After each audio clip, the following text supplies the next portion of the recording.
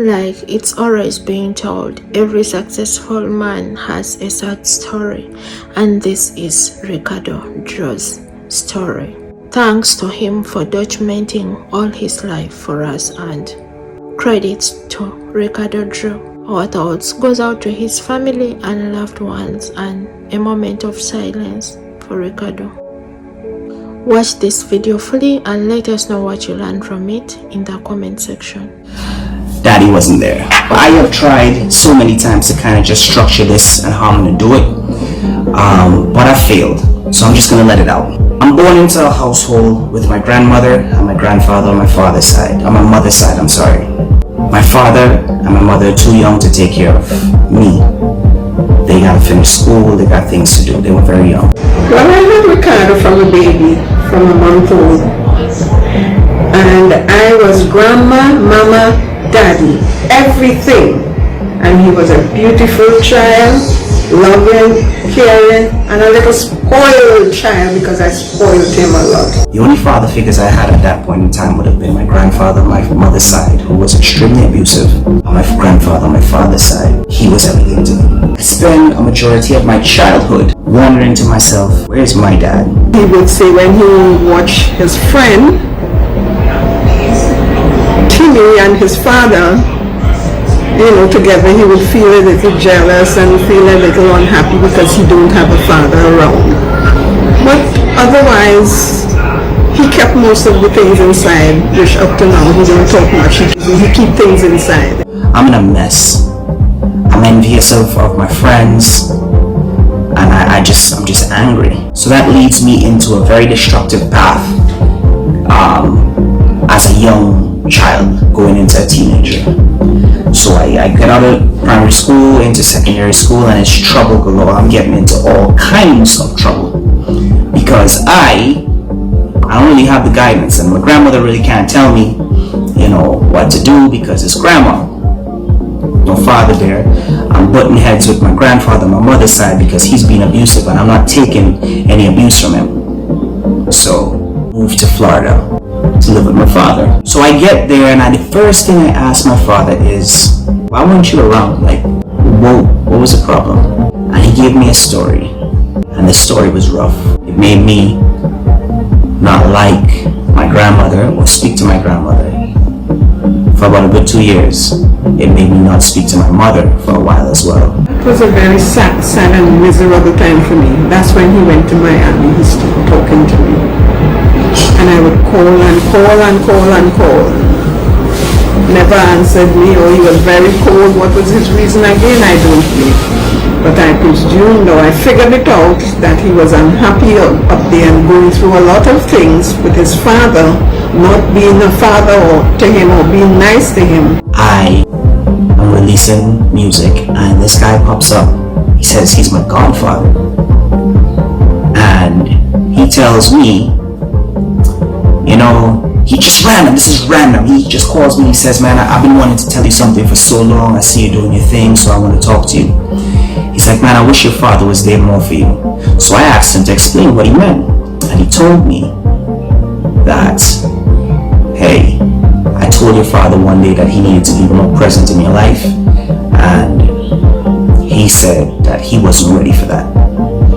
So now, that story that I hear now confuses me, because I hear one story here, one story here. My mother's telling me a story, and my father's telling me another story. Everybody has something different, which is why I'm telling this story, by the way, so that one day my sons could see it and understand whatever flaws that I might have had, I'm going to put here. So I'm angry. I just say, you know what, whatever. My father, our relationship, it continues to break down. He kicks me out here, I throw a tantrum there, we act up, he doesn't want anything, I don't want anything to do with him, he doesn't want anything to do with me, and it just keeps going on until one day I decide enough is enough, I'm not going back. And that was a Christmas Eve night. I go home, and granted, I did quite a bit of wrong within that time frame, but I go home on Christmas Eve only to be met. I need to meet my bags and my stuff just packed at the front of the door or in my room. Can't remember whatever it was. And we went at it. I think it was for some money or something like that. We went at it. And on Christmas Eve, he said enough is enough and he put me out. And I remember crying like a baby and telling myself, I will never ever do this to my children. I'll never be this way to my sons. Fast forward, I have 4 sons now. I try to be as present as possible in each and every one of their lives. I made it my mental note that if they have something special to do, if I'm touring and I can go home, I'm going home. Even if I don't sleep, if I have to just do it, I'm gonna do it. But my relationship with my first son is not as great as my relationship with my 3 sons. And that's because now his mother and I, we're butting heads. We have our differences and we just can't come to terms. So it's difficult for me to pick up the phone and call her because I just don't want to fight. I don't want to argue. And I'm not saying it's her fault alone. I'm saying we both had flaws in our relationship. We're better now, but at that point in time it was difficult. So I am now in the same position that the story my father gave me. I'm not going to tell you the full details of it, but that was a story he gave me. And I'm now in the same position and I don't know what to do. So I'm here thinking to myself, shit, my first son is going to feel about me the way I felt about my father. What do I do about this? How do I go about this? His mother and I were still not seeing eye to eye, but I'm still trying. I'm still trying to be there as much as I can. But I'm not gonna lie to you, there are times where I'm just like, man, it's frustrating. How do I fix it? Like you all guys know that Ricardo Drue, a famous soccer artist, died on the 12th of December 2023. I once again welcome you to Touch News Media, and please consider subscribing and turning on the bells so that you don't miss out on anything that we upload. Ricardo Drue died on the 12th of December with what is suspected to have been a heart attack, though up to now nothing has come out to be reported officially. Sources claim that Ricardo was found irresponsive in his hotel room apartment and he was rushed to the hospital, and doctors did whatever they could to awaken or retrieve his heart, but unfortunately Ricardo never made it back to life. He was pronounced dead in less than an hour after reaching the hospital. The 34-year-old Antiguan soccer artist died at Leicester Medical Center on the 12th of December and will forever be remembered for his hit song Vagabond and Toxic Lover that he collaborated with his newly proposed to girlfriend Patricia Roberts. At only 34 years of age, there is no doubt that Ricardo Drue was a legendary with all his biography and background.